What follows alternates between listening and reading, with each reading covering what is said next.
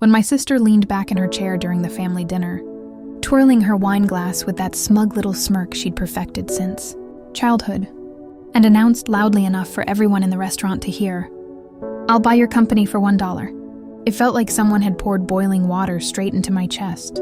The table went quiet for a second, then my parents actually laughed. I don't mean a polite chuckle, I mean a real sneer. Like they were embarrassed to be related to me. I could feel every pair of eyes in that room shift toward me, waiting to see how I would react. And in that moment, I wondered if I was truly the pathetic failure they always made me feel like, or if this was just their twisted way of keeping me small. And that's why I need to ask you all right now. After everything I eventually did, after how I chose to respond to this humiliation, was I really wrong? Or would you have done the same thing? Growing up, I was always the other child. My sister, Lila, was the golden one, the daughter who got straight A's, the one who was captain of the debate team, who won academic awards and whose photo hung in the hallway like some kind of trophy. I was the quiet kid, the one who liked building things instead of memorizing textbooks, the one teachers called creative but easily distracted. My parents made it clear early on that success looked one very specific way, and because my mind didn't work like my sister's, I was already behind before my life even started. Lila went off to business school, then landed a high-paying corporate job practically the moment she graduated. Meanwhile, I struggled through community college, dropped out, and spent 3 years working small jobs here and there while trying to build something of my own. My failure, as my parents like to call it, was a point of entertainment for them. They acted like I spent my days staring at clouds instead of actually working. But the truth was, I was trying to start a company, something I had been dreaming about since I was 17. I created a small online product design service, and even though it was slow at first, I believed in it. I believed in myself, but I also learned very quickly that belief doesn't mean anything to people who've already decided you aren't worth much. The dinner that night wasn't supposed to be anything special. My mom said she wanted to celebrate family accomplishments, though I didn't understand what that meant until I walked into the restaurant and saw the giant "Congrats, Lila" banner hung behind the table. Apparently, my sister had been promoted again, and the dinner was an excuse for my parents to shower her with praise while reminding me of what a real achievement was supposed to look like. I sat there quietly for most of the evening, listening to Lila brag about her new salary, her new office, the team she would now be commanding. Every time she paused, my parents jumped in with something like, "That's our girl," or "hard work pays off," while shooting me glances like they wished I would evaporate into thin air. Eventually, they turned the conversation toward me. It was inevitable, they always did. My dad leaned forward with that disappointed squint he always used when talking to me and asked, "So, how's that little project of yours going? Still playing businessman?" My mom chimed in. "Maybe you should take a page out of your sister's book and find a real job. Something stable." I tried to stay calm. I explained that my company had just gotten its first major contract, the biggest one yet, and things were finally looking up. I wasn't bragging, just sharing. But the moment the words left my mouth, Lila burst out laughing. She slapped her hand on the table and said, "Your company? Come on. A company is something that actually makes money." Then she leaned in, lowering her voice but making sure the entire table could hear her.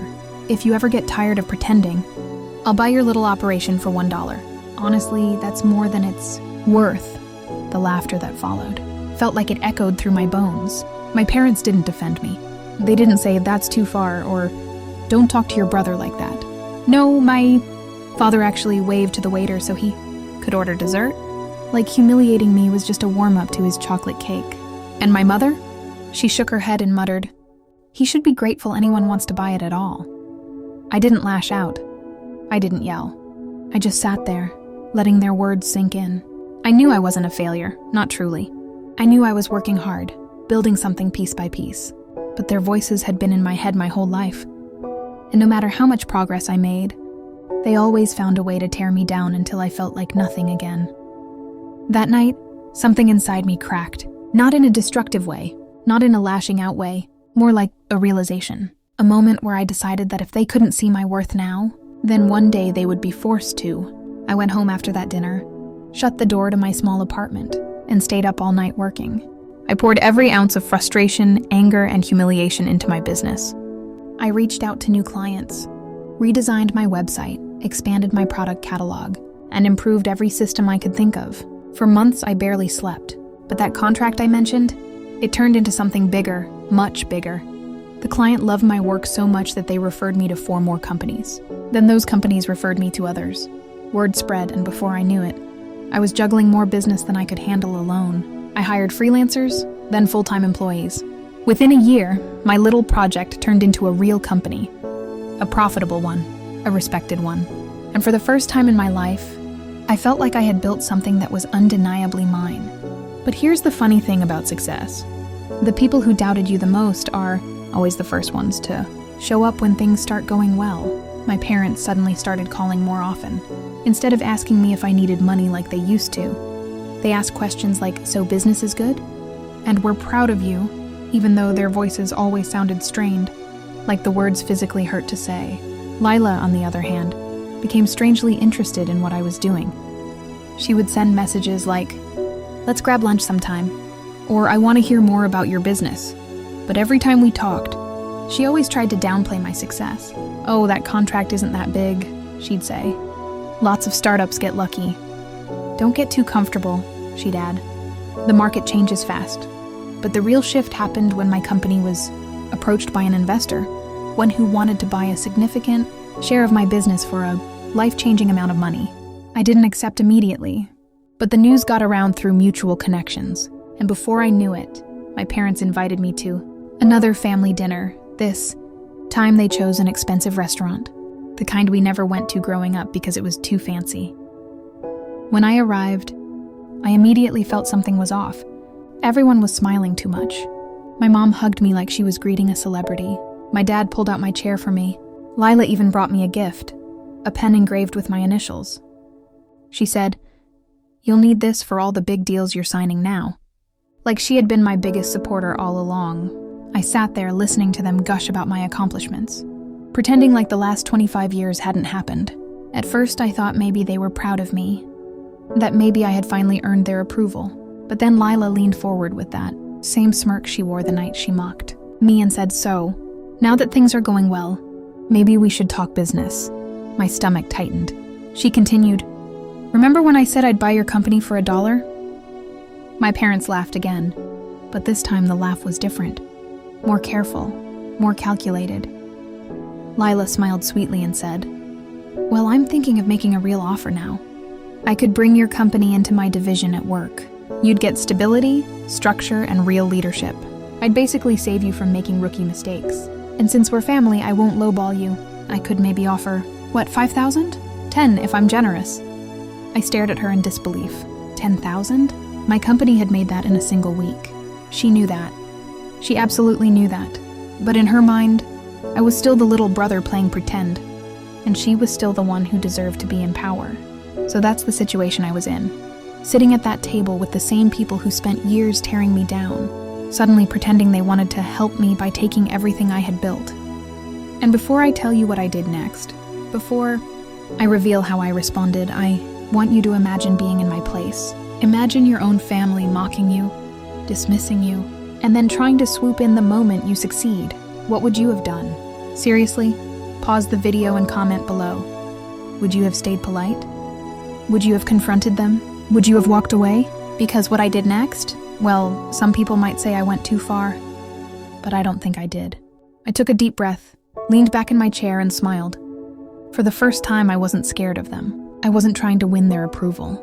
I wasn't the insecure, desperate kid who wanted his parents to be proud. I looked directly at my sister and said, "Actually, that contract you mentioned, the one you pretended wasn't a big deal, it's not just a contract. It's an acquisition." Her smile faltered. My dad lowered his fork. My mom blinked. I continued, "I sold 40% of the company. The deal closed this morning." My sister's face stiffened, but I wasn't done. "And the valuation?" I added lightly. 8 figures, she choked. My mom gasped like someone had stabbed her through the ribs. My dad said, "8 what?" as if he had misheard me.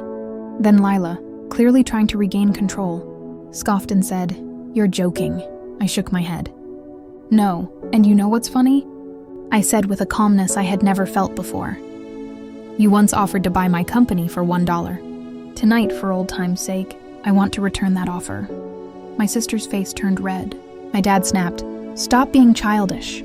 My mom hissed, "Don't ruin this nice dinner." But I kept going. "Lila," I said, "if you ever feel like pretending again, if you ever want to mock me again, you can buy 40% of my company for the exact price you once offered me." I paused. $1? But I should warn you, that's $1 per share, and there are millions of shares. The color drained from her face. My parents didn't know what to say. I stood up, placed $1 on the table, not as an offer, but as a reminder, and said, "You don't get to belittle me anymore." Then I walked out. In the days that followed, my parents called repeatedly, demanding explanations. My mom said I embarrassed the family. My dad said I should apologize to my sister. Lila sent me a long message saying I was vindictive and immature. But you know what none of them said? "We're proud of you." Not once. Eventually, I stopped responding to all of them, not because I hate them, not because I want revenge, but because I finally understood that some people, even your own family, will never see your worth, not until they can benefit from it. And I refuse to let those people sit at my table anymore. So now I ask you again, was I wrong? Was I petty for throwing their words back at them? Or was it finally time for me to stand up for myself after a lifetime of being pushed down? Let me know your thoughts in the comments. Like this video if you were on my side. Subscribe for more stories like this. And as always, thank you for listening. I'll see you all in the next story.